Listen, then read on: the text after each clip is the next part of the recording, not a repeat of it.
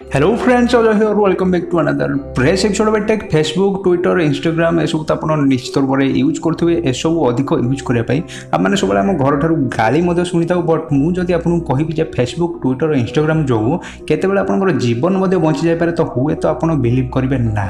But आज video आम एभली 6टी सत्य घटना विषय जाना जितेबाला कि फेसबुक जो कहार जीवन बंचला तो केतबेले इंस्टाग्राम जो तो केतबेले ट्विटर कहार जीवन बंचेला। बट केमिति तो यही सब केस को देखला परे आपनकर बिलीव हो जिवो जे चमत्कार केवल फिल्म रे होई न थाए बरम रियल लाइफ रे मध्ये चमत्कार होई थाए। खास करी लास्ट केस टी को तो आपन माने निश्चित रूप रे देखंतु जहा कि आपन कांदीबा पई बाध्य कर देबो। काहे ना लास्ट केस होची भारतर जेउठर कि गरीब बस्तीर गोटे छोट पिला 25 वर्ष पर गूगल मैप सहायता रे तार परिवार को फेरी पाइला। एंड जदि वीडियो भल लगे वीडियो को लाइक निश्चित रूप से करेंगे। एंड क्यों पार्टी क्यों केसटी आपको सब भल लगे कमेंट कर निश्चित रूप से जनइबे। एंड आप वीडियो आज नुआ देखुले प्लीज चैनल को सब्सक्राइब करने सहित घंटी चिन्ह निश्चित रूप से क्लिक कर दिखाँ जहाँफल मुझे जितेबाला भी किसी मजादार वीडियो अपलोड करी से सबको आप सहजरे देखि नहीं पारे। नंबर 6, फेसबुक जो बहुत लोक आत्महत्या करू बंची जाइछन्ति। प्रकृत में जड़े लोक जितेबाला डिप्रेशन को चली जाए तार मन दुख थाए एंड से जितेबाला आत्महत्या करने चिंता करते तो सेतेबाला जदि फेसबुक रे से लोकटी आत्महत्या रिलेटेड किसी जिन जदि पोस्ट कर दिए से सुसाइड रिलेटेड जदि किसी जिन पोस्ट कर तो फेसबुक सिस्टम ताकू ट्रैक करथाए एंड एक हेल्पलाइन नंबर से लोकटी को दे दी थाए जहाँ को कॉल करी से लोक सुसाइड हेल्पलाइन नंबर रे फ्री रे कथा होई परिबो। एंड से कॉल रे से लोक को मोटिवेट करथांती आत्महत्या न करिया पई बहुत बुझाई थांती। एंड एही कॉल परे बहुत लोक निजर सुसाइड करिवार प्लान को कैंसल मध्य करि सारिछन्ती। तो एभली भाबरे फेसबुक जो आज शह शह लोकंकर जीवन बंची सारिछि। कोन आपण फेसबुक रो फीचर विषय जानिथिले कमेंट करी निश्चित रूप से जणातु। नंबर 5, ट्विटर बंचैला जीवन। जापान रो नॉर्थिका नामक एक 20 वर्षर बालक दिने वर्षा दिने एक माछ धरी घर को आनिला एंड से माछर फोटो उठेई स्वयं आज से माछ को से खाइबो बोली लेखि ट्विटर रे पोस्ट करदिला। एंड वर्तमान पर्यंत से एहा मध्य जानिनी जे से धरी आनिथिबा माछटी होची फाइल फिश जहाँकि जापान में मिलुथिबा एक बहुत विषाक्त माछ अटे। बट यही कथा को ट्विटर रे ताहार पोस्ट देखि किछि लोक जानि दैथिले एंड तुरंत तार फोटो रे कमेंट करी जणाइथिले जे ही माछटी एक विषाक्त माछ अटे एंड एहा को खाइबा लोक तुरंत मरी मध्य जाई पारे। एंड एही कमेंट सब को पढ़ी नर्तिका सेठी जानि पारिला जे से केते बड़ भूल करिया को जाउथिला एंड से माछटी को न खाई सेठू फोपाड़ी दैथिला। तो एभली भाबरे ट्विटर से पिलाटीर जीवन को बचाई दैथिला। नंबर 4, कैंसर विषय जणैला इंस्टाग्राम। प्रकृत में जॉन रेस्बा इंस्टाग्राम रे एक फोटो अपलोड करथिले जेउथिरे कि तांकर मुंड उपरे एक कला चिन्ह देखा मिलता। यही कला चिन्हटी समस्त को नॉर्मल बोली लगुला बट यह प्रकृत में स्किन कैंसर थिला। बट यही कथा जॉन रेस्बा जानि नथिले। जॉन कर यही इंस्टाग्राम फोटोटी को इंस्टाग्राम रे तांकर जने डॉक्टर सांग देखि दैथिले एंड से फोटोटी को भल भाव में देखि जॉन को कहिथिले जे यह कैंसर होई पारे तो तुमे जते जल्दी पारुछ जाई मेडिकल चेकअप करै नेबाटा भल हेबो। तो जॉन निजर डॉक्टर सांगकर कथा मानी तुरंत निजर मेडिकल चेकअप कराइथिले एंड चेकअप रे जना पड़िथिला जे ताहा प्रकृत में स्किन कैंसर ही थिला। एंड माने भल भाव में जानिचे जे जदि कैंसर जना पड़िबारे डेरी हो जाए रोगी मरिबाटा सुनिश्चित। पर जदि कैंसर फास्ट स्टेज रे जना पड़ जाए आरंभ जना पड़ जाए तो रोगी को बंचा जाई पारिबो। जॉन को केस रे इंस्टाग्राम जो कैंसर प्रथम ही जना पड़ जाइथिला एंड इंस्टाग्राम जो जॉन को कैंसर भल हो जाए आज पर्यंत मध्य जॉन बंचिचंदी। नंबर 3, गूगल मैप बंचैला जीवन। अमेरिकार 3 जन सांग एक छोट बोट नहीं बुलवाक बाहरी गले एंड मझी समुद्र रे तांकर बोटी खराब हो गला। ना सेठी मोबाइल रे नेटवर्क थिला ना दूर दूरांत पर्यंत कहीं लोक देखा जाउथिले। 3 जन सांग मझी समुद्र रे फसी सारिथिले बट टिके दूर रे तांको एक आइलैंड देखा होतिला एक द्वीप देखा जाउथिला।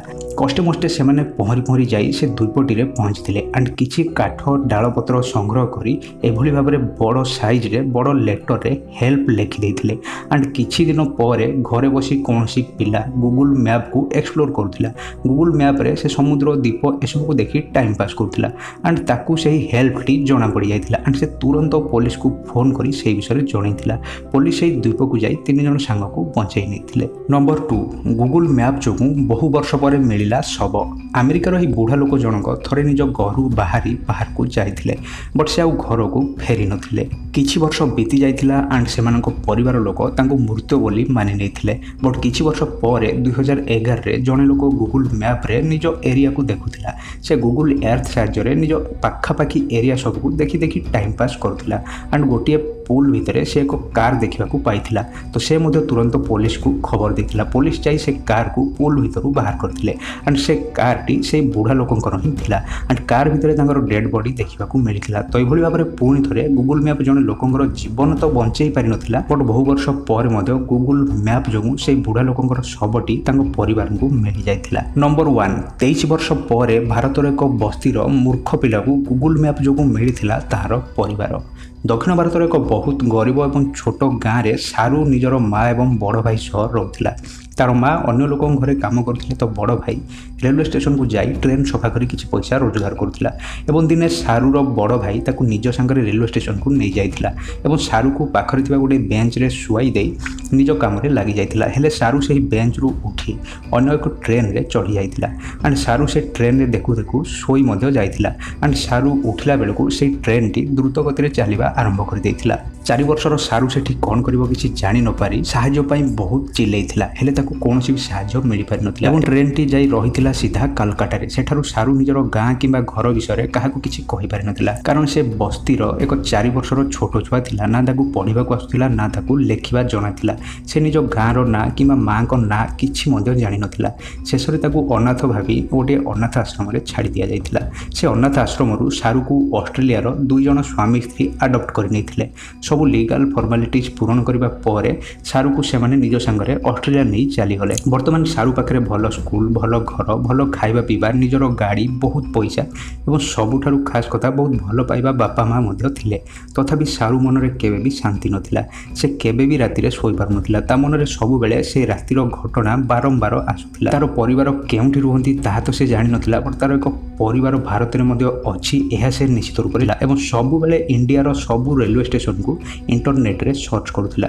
ଦିନ ରାତି ଇଣ୍ଡିଆର ରେଲୱେ ଷ୍ଟେସନର ଇମେଜ୍ ଦେଖି ଦେଖି ତା ଦିନ ବିତୁଥିଲା। ଏଭଳି ଭାବରେ 23 ବର୍ଷ ବିତି ଯାଇଥିଲା। ଦିନେ ସେ ଗୁଗୁଲ ଏର୍ଥରେ ଇଣ୍ଡିଆର ରେଲୱେ ଷ୍ଟେସନ ଦେଖୁ ଦେଖୁ ତାକୁ ଗୋଟିଏ ରେଲୱେ ଷ୍ଟେସନ ପାଖରେ ଏକ ବ୍ରିଜ୍ ଦେଖିବାକୁ ମିଳିଥିଲା। ବ୍ରିଜ୍କୁ ଦେଖୁ ଦେଖୁ ସେ ଚମକି ଉଠିଲା। ଏହା ସେହି ବ୍ରିଜ୍ ଥିଲା ଯେଉଁଠାରେ ସେ ପିଲାବେଳେ ସବୁଦିନ ଖେଳୁଥିଲା। ଏହା ତାର ଗାଁ ପାଖ ଏକ ବ୍ରିଜ୍ ଥିଲା ଆଣ୍ଡ ସେ ତୁରନ୍ତ ସେହି ଆଡ୍ରେସରେ ଆସି ନିଜ ଗାଁରେ ପହଞ୍ଚିଥିଲା। ସେ ଗାଁକୁ ଆସୁ ଆସୁ ଜଣେ ବୁଢ଼ୀ ଲୋକ ତାକୁ ଆସି କୁଣ୍ଢେଇ ପକାଇଥିଲେ ଆଣ୍ଡ ସେ ବୁଢ଼ୀ ଲୋକ ଜଣକ ଆଉ କେହି ନୁହଁ, ସାରୁର ମା ଥିଲେ। 25 ବର୍ଷ ପରେ ମଧ୍ୟ ତା ମା ସାରୁକୁ ବିନା ସନ୍ଦେହରେ ଚିହ୍ନି ପାରିଥିଲେ ଏବଂ ସାରୁ ମଧ୍ୟ ତାର ମାଆଙ୍କୁ ସେଠି ଚିହ୍ନି ପାରିଥିଲେ। ଫ୍ରେଣ୍ଡସ୍, ଭିଡ଼ିଓଟି ଭଲ ଲାଗିଥିଲେ ଭିଡ଼ିଓକୁ ଲାଇକ୍ ନିଶ୍ଚିତ ରୂପରେ କରନ୍ତୁ, କମେଣ୍ଟ କରି ଜଣାନ୍ତୁ ଏ ଭିତରୁ କେଉଁ କେସ୍ଟି ଆପଣଙ୍କୁ ସବୁଠାରୁ ଭଲ ଲାଗିଲା। ଆଣ୍ଡ ପୁଣି ଥରେ ଦେଖାବ ନେକ୍ସଟ କୌଣସି ଏଭଳି ଇଣ୍ଟରେଷ୍ଟିଂ ଭିଡ଼ିଓରେ। Till then take care, bye bye.